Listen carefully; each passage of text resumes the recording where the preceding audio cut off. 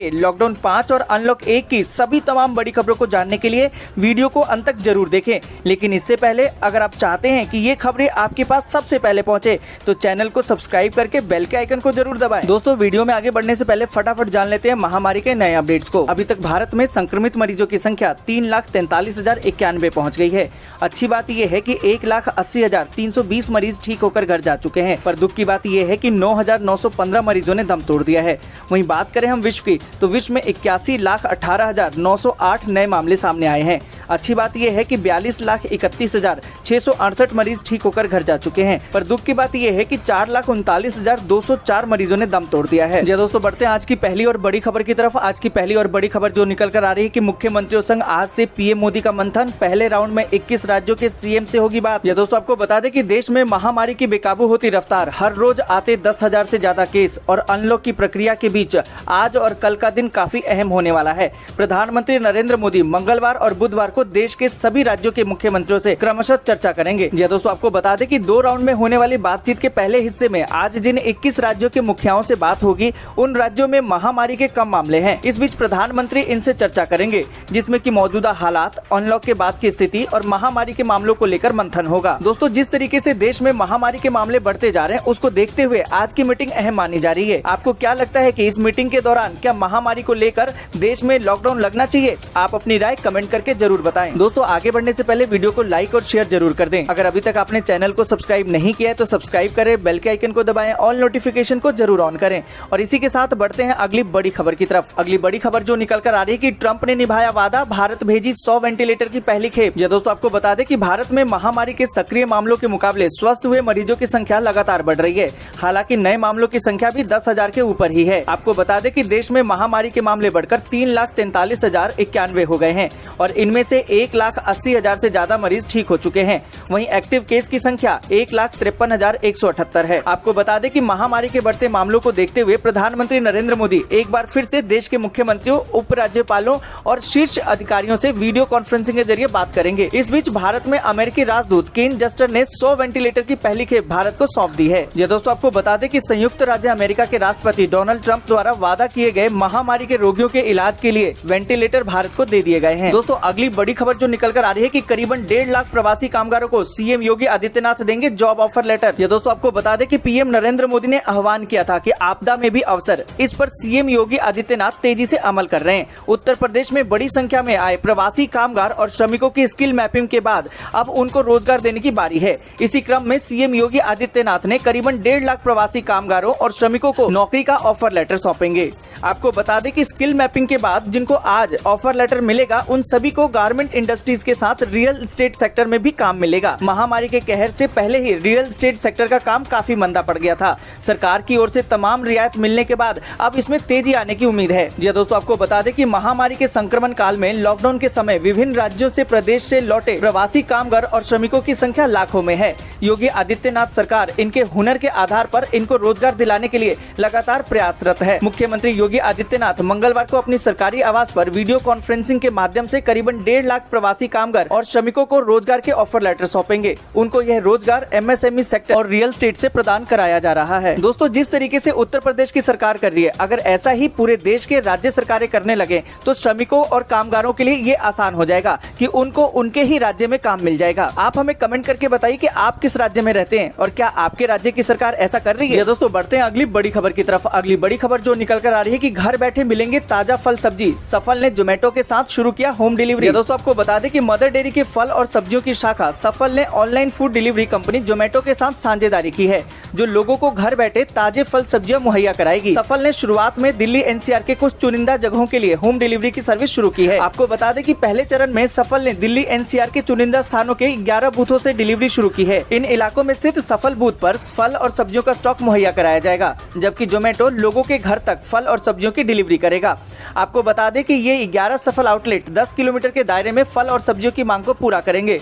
Users Zomato application से सामान का ऑर्डर देकर होम डिलीवरी की सुविधा का लाभ उठा सकते हैं। दोस्तों आपको बता दें कि इस आपदा की घड़ी में घर से बाहर निकलना असुरक्षित है। ऐसे में फल और सब्जियां कैसे खरीदें, इसके लिए अच्छा ऑप्शन होम डिलीवरी है। इसी आपदा को कंपनियां अवसर में बदल रही हैं। इस पूरी खबर पर आप क्या सोचते हैं, कमेंट करके जरूर बताएं। ये दोस्तों बढ़ते हैं अगली बड़ी खबर की तरफ। अगली बड़ी खबर जो निकल कर आ रही है कि बिना पेमेंट के बुक होगा ट्रेन का कंफर्म टिकट। क्या आपने इस्तेमाल किया है IRCTC की ये स्कीम? ये दोस्तों आपको बता दें कि ट्रेन से सफर करने वालों के लिए IRCTC की एक जबरदस्त स्कीम है।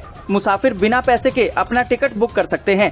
हालांकि टिकट तभी बुक होगा जब IRCTC पर आपका रजिस्टर्ड अकाउंट होगा। IRCTC ने अर्थशास्त्र प्राइवेट लिमिटेड के पायलट प्रोजेक्ट ई-पे लेटर के साथ करार किया हुआ है। इसके तहत आप टिकट बुक करने के 14 दिन के बाद भुगतान कर सकते हैं। मतलब यह है कि टिकट बुकिंग का भुगतान करने के लिए आपको 14 दिन का समय मिलेगा। ये दोस्तों आपको बता दें कि प्रोजेक्ट में कोई भी ग्राहक IRCTC की वेबसाइट से बिना पेमेंट किए ऑनलाइन टिकट बुकिंग करा सकता है। पेमेंट का भुगतान 14 दिनों के बाद किया जा सकता है। हालांकि ग्राहकों को इसका फायदा उठाने की एवज में भुगतान के वक्त 3.5% का सर्विस चार्ज देना होगा। लेकिन 14 दिन के भीतर पेमेंट करने वाले यात्रियों को अतिरिक्त ब्याज नहीं चुकाना होगा। खास बात यह है कि समय पर भुगतान करने वाले की क्रेडिट लिमिट बढ़ा दी जाएगी। दोस्तों इस आपदा की घड़ी में है ना अच्छी स्कीम? अगर आप इस्तेमाल करते हैं तो कमेंट करके जरूर बताएं। ये दोस्तों बढ़ते हैं अगली बड़ी खबर की तरफ। अगली बड़ी खबर जो निकल कर आ रही है कि एयरटेल पेमेंट्स बैंक ने शुरू किया स्पेशल सैलरी अकाउंट, ये मिलेंगे फायदे। ये दोस्तों आपको बता दें कि एयरटेल पेमेंट बैंक ने सैलरी क्लास के लिए सुरक्षा सैलरी अकाउंट शुरू किया है। ये खास तौर पर सूक्ष्म लघु और मध्यम उद्योगों यानी कि MSME के लोगों के लिए होगा। इन खाता धारकों को कैशलेस पेमेंट के साथ ही बीमा जैसे दूसरे बेनिफिट भी मिलेंगे। आपको बता दें कि भारत में MSME क्षेत्र में 6 करोड़ से ज्यादा इकाइयां हैं और भारत की GDP में उनकी 29% हिस्सेदारी है। ये दोस्तों आपको बता दें कि इस खाते के साथ हॉस्पिटल बीमा यानी कि अस्पताल में भर्ती होने की स्थिति में नकद लाभ मुहैया करना और व्यक्तिगत दुर्घटना बीमा की सुविधा भी दी जाती है। बैंक ने बताया कि इस खाते में कोई न्यूनतम रकम यानी कि मिनिमम बैलेंस रखने की शर्त नहीं होती और खाता धारक पूरे भारत में एयरटेल पेमेंट बैंक के 5 लाख बैंकिंग केंद्रों से नकद निकाल सकेंगे। दोस्तों क्या आप भी एयरटेल पेमेंट बैंक यूज करते हैं? इस पूरी खबर पर आप क्या सोचते हैं, कमेंट करके जरूर बताएं। दोस्तों खबरों को आगे बढ़ाएं उससे पहले मौसम विभाग की सूचना जान लेते हैं। राजस्थान में लू की चेतावनी है जबकि मुंबई और गुजरात में बारिश का अलर्ट है। दोस्तों आपको बता दें कि मानसून के रफ्तार पकड़ने के बाद भी उत्तर भारत में तापमान फिर से बढ़ने लगा है। वहीं कई राज्यों में भारी बारिश की संभावना को देखते हुए अलर्ट जारी किया गया है। राजस्थान के कई जिलों में अगले 24 घंटे तक लू यानी कि गर्म हवाएं चलने की चेतावनी दी गई है। यहाँ सोमवार को दिन का अधिकतम तापमान बीकानेर में सबसे अधिक 46.2 डिग्री सेल्सियस दर्ज किया गया। यह दोस्तों आपको बता दें कि मौसम विभाग के मुताबिक इस हफ्ते मानसून की रफ्तार धीमी रहेगी। इसके बावजूद मुंबई समेत महाराष्ट्र और गुजरात में भारी बारिश का अलर्ट जारी कर दिया गया है। मौसम विभाग के मुताबिक कोंकण और मुंबई में मंगलवार को भारी बारिश होने की संभावना है। दोस्तों हम आपसे जानना चाहते हैं कि आप किस राज्य में रहते हैं? क्या आपके राज्य में भी गर्मी पड़ रही है या वहाँ मानसून पहुँच चुका है? कमेंट कीजिए और हमें बताइए। ये दोस्तों बढ़ते हैं अगली बड़ी खबर की तरफ। अगली बड़ी खबर जो निकल कर आ रही है कि दिग्विजय सिंह का बड़ा आरोप, सरकार गिराने के लिए विधायकों ने लिए हैं 25 से 35 करोड़ रुपए। ये दोस्तों आपको बता दें कि मध्य प्रदेश के पूर्व मुख्यमंत्री दिग्विजय सिंह ने एक बार फिर से राज्य की पूर्ववर्ती कांग्रेस सरकार गिराने में खरीद फरोख्त किए जाने का आरोप लगाया है। रायसेन में सोमवार को पत्रकारों से चर्चा के बाद उन्होंने कहा कि कांग्रेस में एक बागी विधायक ने 25 से 35 करोड़ तक लिए हैं। ये दोस्तों आपको बता दें कि रायसेन में मीडिया से चर्चा में दिग्विजय सिंह ने कहा कि सांची क्षेत्र की जनता ने डॉक्टर प्रभुराम चौधरी को चुनाव जिताया और कांग्रेस की पूर्ववर्ती सरकार ने उन्हें शिक्षा मंत्री बनाया, लेकिन वे खरीद फरोख्त में शामिल होकर भाजपा में शामिल हो गए। दिग्विजय सिंह ने कहा कि मेरा दावा है कि एक विधायक ने 25 से 35 करोड़ रुपए लेकर कांग्रेस की सरकार गिराई है। यदि डॉक्टर चौधरी ने रुपए नहीं लिए हैं तो वे खुलकर बयान दे। अगर डॉक्टर चौधरी की सरकार में सुनी नहीं जा रही थी तो उन्होंने तत्कालीन मुख्यमंत्री कमलनाथ से लेकर पार्टी के केंद्रीय नेतृत्व तक शिकायत क्यों नहीं की? ये दोस्तों बढ़ते हैं अगली बड़ी खबर की तरफ। अगली बड़ी खबर जो निकल कर आ रही है कि 3 महीने खत्म, क्या आगे भी आएंगे महिलाओं के खाते में 500 रुपए? जाने मोदी सरकार ने क्या कहा। ये दोस्तों आपको बता दें कि केंद्र सरकार ने महामारी काल में कमजोर तबके को मदद करने के लिए पीएम गरीब कल्याण योजना के तहत 1.7 लाख करोड़ रुपए का पैकेज जारी किया था। इसी के तहत जनधन योजना के खाता धारक 20 करोड़ से ज्यादा महिलाओं के अकाउंट में 3 महीने के लिए 500 रुपए की रकम जमा करने का ऐलान किया गया। अप्रैल, मई और जून में यह रकम ट्रांसफर भी की जानी थी, जिसकी मियाद अब पूरी हो चुकी है। हालांकि अब यह सवाल उठ रहा है कि क्या सरकार महिलाओं को दी जा रही कैश मदद की मियाद को कुछ और वक्त के लिए बढ़ाएगी? बैंकों से लिए गए कर्ज की किस्तों की अदायगी पर आरबीआई की ओर से 3 महीने के लिए राहत को और बढ़ा दिया गया है। पहले मार्च, अप्रैल और मई तक के लिए ही मोराटोरियम था, जिसे अब बढ़ाकर अगस्त तक के लिए कर दिया गया है। या दोस्तों आपको बता दें कि केंद्रीय बैंक का कहना था कि आर्थिक गतिविधियां अब भी सुस्त होने के चलते लोन लेने वाले ग्राहकों को यह राहत दी जा रही है। ऐसे में अब सवाल ये भी उठ रहा है कि क्या जनधन योजना खाता धारक महिलाओं को मिल रही 500 रुपए की मदद अवधि को बढ़ाया जाएगा? अब तक सरकार की ओर से इस तरह का कोई संदेश नहीं दिया गया है और न ही कोई आधिकारिक टिप्पणी की गई है। दोस्तों आपको बता दें कि वित्त मंत्री निर्मला सीतारमण ने पिछले दिनों यह बात जरूर कही थी कि आने वाले वक्त में हालात नहीं सुधरते हैं तो गरीबों की कुछ और मदद पर विचार किया जा सकता है। हालांकि जनधन योजना को लेकर अलग से कुछ नहीं कहा गया। ये दोस्तों बढ़ते हैं अगली बड़ी खबर की तरफ। अगली बड़ी खबर जो निकल कर आ रही है कि आयुष्मान भारत योजना में महामारी मरीजों का मुफ्त इलाज, पीपीई किट और मास्क का खर्चा भी शामिल। ये दोस्तों आपको बता दें कि दुनिया की सबसे बड़ी हेल्थ स्कीम आयुष्मान भारत महामारी काल में देश के गरीबों के लिए वरदान साबित हो रही है। आपको बता दें कि नेशनल हेल्थ अथॉरिटी के एडिशनल सीईओ प्रवीण गोडाम ने कहा कि इस स्कीम में पिछले 1 महीने में 1000 नए अस्पतालों को शामिल किया गया है। इस योजना में अब तक देश भर में 22,000 से ज्यादा अस्पताल भी शामिल हो चुके हैं। उन्होंने बताया कि महामारी संकट को देखते हुए आयुष्मान भारत योजना में कई बदलाव किए गए हैं। इस योजना में महामारी की जांच और इलाज के पैकेज को भी शामिल कर लिया गया है। साथ ही इसमें पीपीई किट और मास्क के खर्चे को भी शामिल किया गया है। केंद्र ने राज्य सरकारों को उनकी जरूरत के हिसाब से अलग अलग पैकेज बनाने को कहा है। दोस्तों हम आपसे जानना चाहेंगे, क्या आपके पास आयुष्मान भारत कार्ड है?